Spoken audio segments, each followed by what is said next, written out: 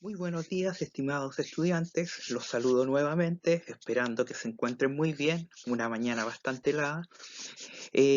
Como cada día jueves, continuamos repasando específicamente habilidades, trabajando, ejercitando habilidades de comprensión lectora y sus respectivos tipos de preguntas. Como cada clase de comprensión lectora, nuestros objetivos son leer comprensivamente textos de diferentes tipos e identificar y aplicar estrategias de comprensión lectora. Recordemos brevemente lo que vimos en la última clase. Recuerden que hicimos un repaso de algunas habilidades y tipos de preguntas que ya habíamos visto con anterioridad. Estas fueron, en primer lugar, las preguntas de comprensión literal o de información explícita.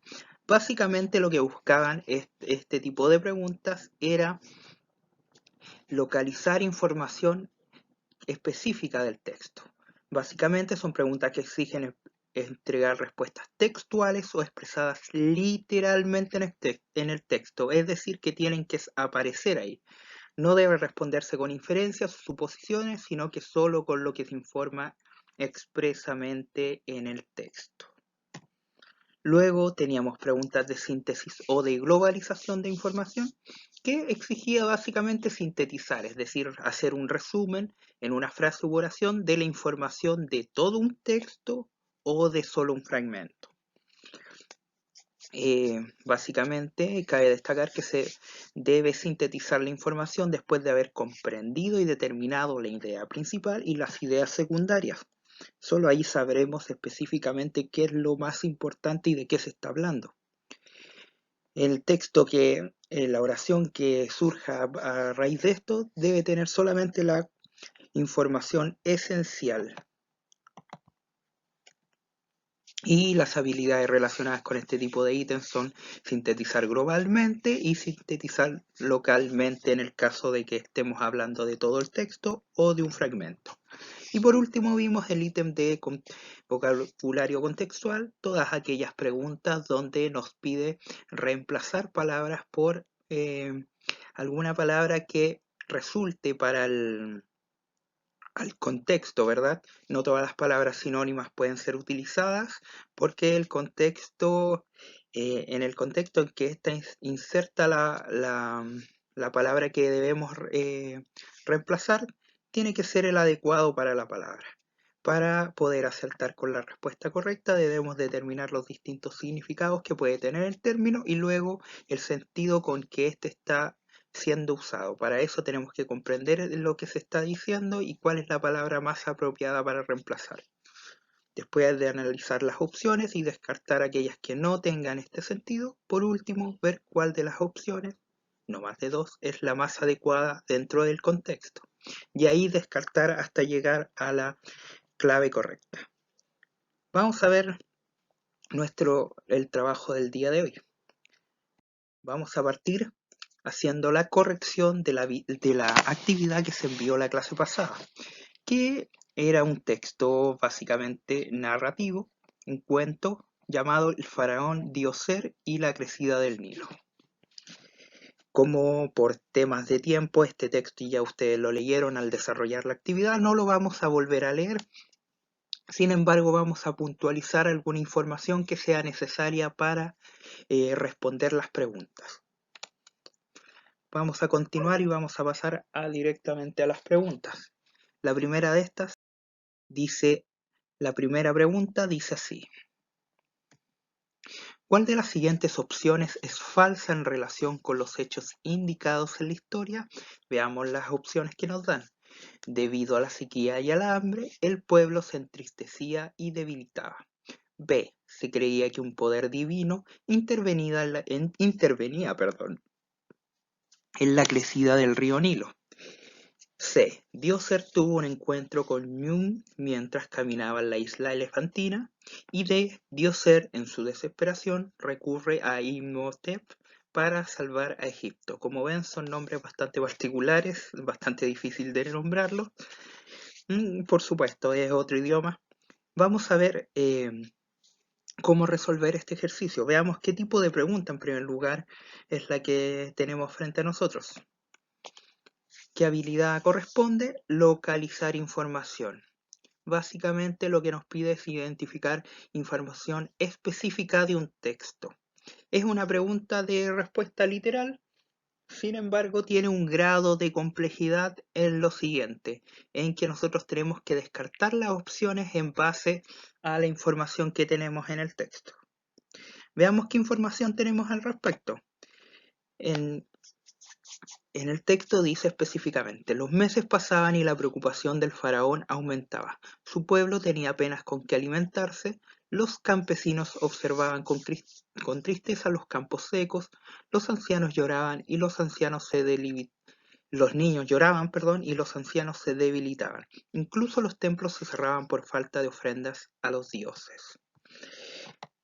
En base a esta información que tenemos acá, podemos ir descartando algunas opciones. Tenemos la letra A, dice: debido a la sequía y al hambre, el pueblo se entristecía y debilitaba. Específicamente de eso habla el fragmento que les acabo de leer, que la gente estaba triste porque ya no tenían cómo alimentarse y veían los campos secos, por lo tanto, la sequía y el hambre los mantenía en ese estado emocional.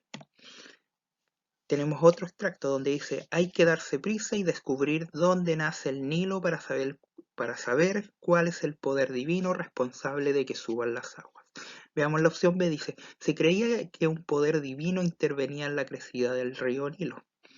A partir de este extracto que acabo de leer, se puede inferir específicamente, o sea, no se puede inferir, está claro que ellos creían que había un poder divino responsable de que subieran las aguas. Por lo tanto, esa opción tampoco nos sirve. Es verdadera, no es falsa.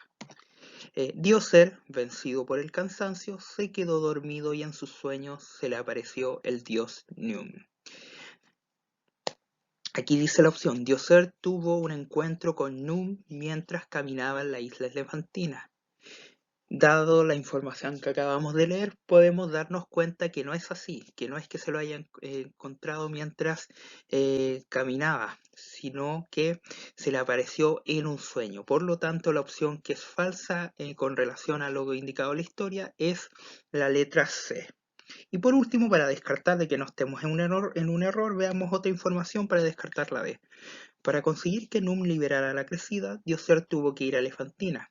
El faraón imploró los favores del dios pidiéndole la salvación de su pueblo. Y acá en la opción D dice: Dioser en su desesperación recurre a Imhotep para salvar a Egipto. Efectivamente, en primer lugar, Dioser recurre a su amigo Imhotep, quien le da la información con respecto a cómo liberar la crecida del río Nilo, que es lo que aparece aquí que acabo de leer. Por lo tanto, estas opciones son verdaderas y la opción falsa es el encuentro con Num. Continuemos. 2. La pregunta dice así: ¿qué función cumple Imhotep dentro de la historia narrada? A. Convencer al dios Num de detener la sequía que aquejaba al pueblo de Egipto. B. Dar ánimo a su amigo el faraón, afligido por la situación dramática de su reino.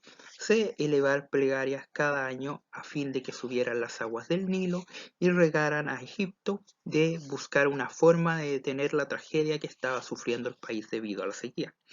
¿Qué tipo de pregunta es esta? ¿Qué habilidad se está pidiendo, se está trabajando en esta pregunta? La habilidad de interpretar y relacionar. Básicamente lo que busca es realizar una inferencia simple a partir de información presente en el texto. Aquí tenemos una información de donde podemos sacar, aquí tenemos la información a partir de la cual podemos hacer una inferencia. Dice: el faraón decidió pedir ayuda a su amigo y primer ministro Imhotep. Si no encontramos una solución, le dijo, moriremos de hambre. Imhotep se marchó a Heliópolis, donde se encontraba el gran templo de Tot, dios de la sabiduría y protector de los escribas. Buscó entre los libros sagrados y documentos más antiguos que hablaran sobre la crecida del Nilo y volvió al palacio para informar a Dioser. Veamos las opciones entonces. La A dice convencer al dios Num de detener la sequía que aquejaba al pueblo de Egipto. No fue así, dice que fue a investigar, eh, em, a consultar los libros sagrados y luego volvió donde dio ser. Por lo tanto, no fue no fue él quien fue a pedir al dios Num. B. Dar ánimo a su amigo el faraón, afligido por la situación dramática de su reino. No fue ese su papel preponderante, no es que haya estado ahí solo para acompañarlo y darle ánimo, su rol fue más bien activo, él fue a investigar y le trajo de alguna manera los pasos a seguir a su amigo. C. Elevar plegarias cada año a fin de que subieran las aguas del Nilo y regaran Egipto. No hay ninguna información en el texto que nos haga inferir eso, pero sí buscar una forma de detener la tragedia que estaba sufriendo el país debido a la sequía. Él fue el que consultó los libros sagrados y trajo la solución a su amigo. O sea, la idea de cómo solucionarlo, ¿verdad? 3. ¿Cuál de las siguientes opciones presenta la idea central del cuento, el faraón Djoser y la crecida del Nilo? A. Un siervo de Faraón siempre debe tener una buena disposición para ayudar a su señor. B. El pueblo de Egipto no debe olvidar la adoración a los dioses para tener prosperidad. C. Una disputa entre los dioses de Tot y Num causó un grave problema de sequía en Egipto. D. Los problemas de Egipto se pueden solucionar recurriendo a los antiguos escritos religiosos. Y aquí la habilidad a desarrollar es interpretar y relacionar. Básicamente lo que se pide en esta pregunta es comprender la idea principal de un texto, qué es lo que engloba todo, cuál es el mensaje que hay en esta narración. Tenemos las siguientes opciones. Un siervo de Faraón siempre debe tener una buena disposición para ayudar a su señor.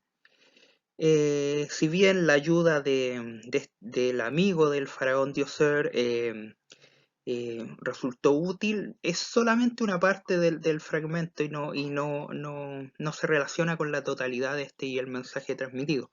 B. El pueblo de Egipto no debe olvidar la adoración a los dioses para tener prosperidad. Sí, es una opción bastante válida porque engloba el sentido del por qué el pueblo de Egipto estaba en esa situación de escasez y de sequía.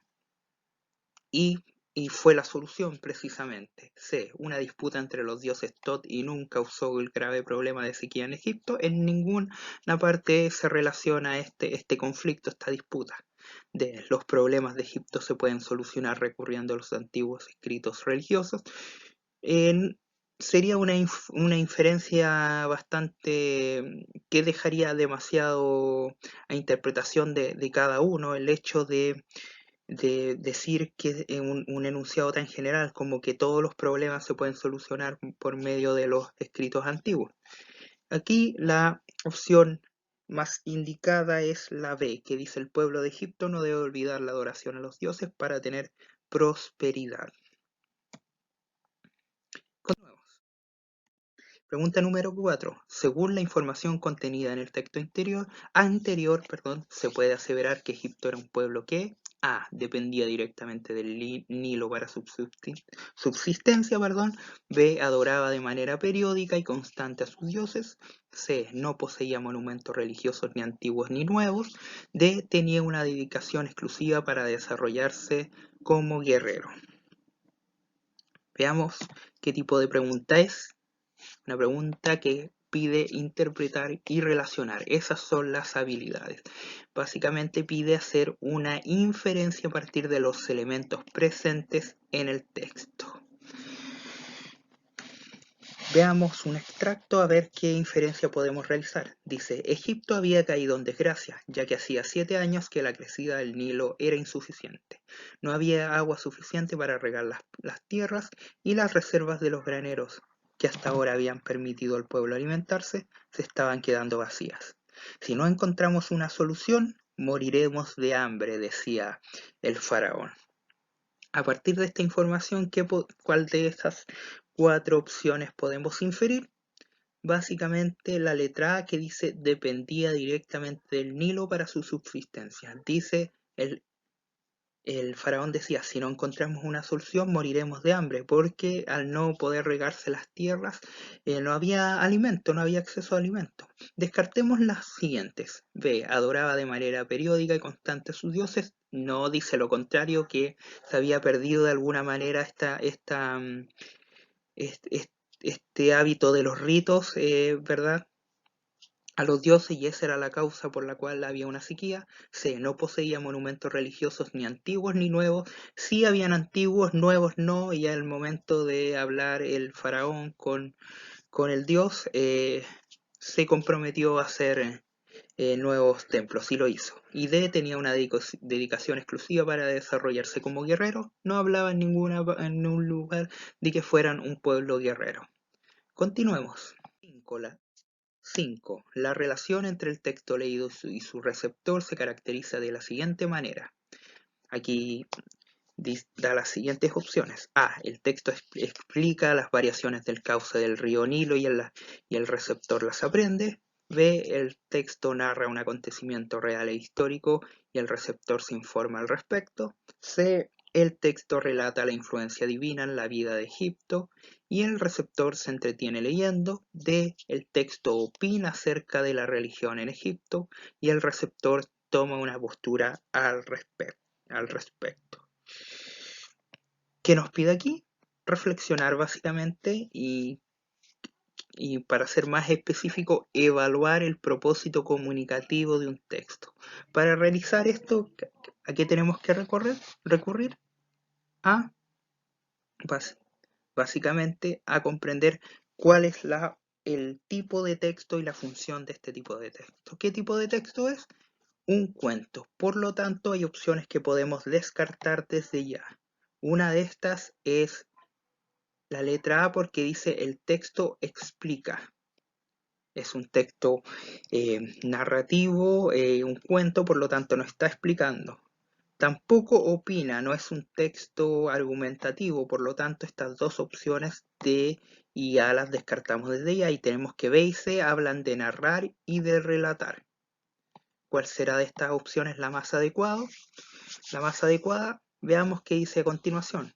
Narra un acontecimiento real e histórico y el receptor se informa al respecto. Y el otro dice, el receptor se entretiene leyendo. Perdón por las líneas tan chuecas.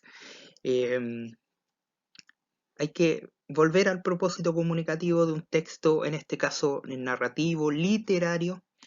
La función no es informar, sino que es para un goce estético, es para entretenerse, distraerse, reflexionar también, pero siempre desde una base de algo más bien lúdico y no informativo propiamente tal. Por lo tanto, la opción correcta es la letra C.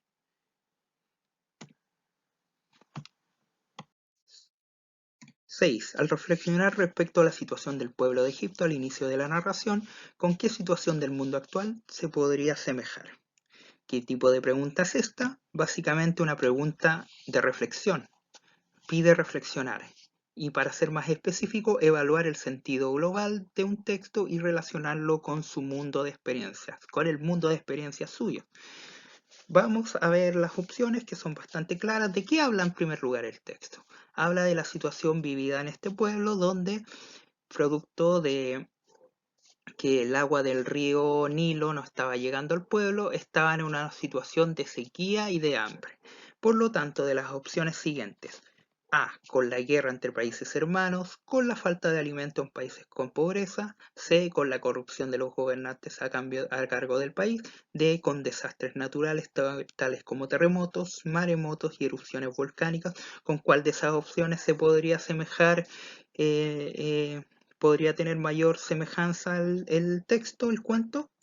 Por supuesto que con la letra B, que es con la falta de alimento en países con pobreza. Continuemos. Dado las características de la pregunta anterior, vamos a repasar este tipo de preguntas, la cual está referida a la intención del emisor. Este tipo de preguntas exige considerar la información explícita e implícita del texto, ya que a partir de lo expresado por el emisor se debe descubrir cuál es la intención o propósito comunicativo de lo que se está leyendo. Para saber esto es útil preguntarse directamente qué es lo que pretende el emisor al momento de crear su escrito. Una gran ayuda para responder este tipo de preguntas es determinar qué tipo de texto se está leyendo, pues de aquello que se desprenden finalidades como la de informar, convencer, expresar, promover, entre otras. La habilidad relacionada con este tipo de ítem es interpretar. Recuerden que también vimos esa pregunta donde nos pedía señalar cuál era la relación entre el emisor y el receptor del texto del cuento, donde podíamos identificar que dado que era un texto literario, la función de este estaba narrando, ¿verdad? Y a la vez producía un entretenimiento en el receptor y no estaba formando opinión, no estaba dando opinión, ni estaba informando. Por último, para recordar algunos encabezados frecuentes para este tipo de preguntas son: el objetivo comunicacional del texto párrafo anterior es, ¿qué función discursiva cumple la expresión X en el fragmento leído? ¿Cuál es la finalidad comunicativa del poema o texto leído? La obra X es mencionada con el objetivo de, ¿y cuál es el propósito comunicativo del fragmento leído? Ahora es tiempo de que ustedes trabajen de manera independiente en su ficha de comprensión lectora, la cual deben enviar a mi correo, con un plazo máximo del miércoles 5 de agosto. Espero que tengan una excelente jornada y se acerca el fin de semana, ya no tenemos más clases, así que les deseo un excelente fin de semana. Que estén muy bien.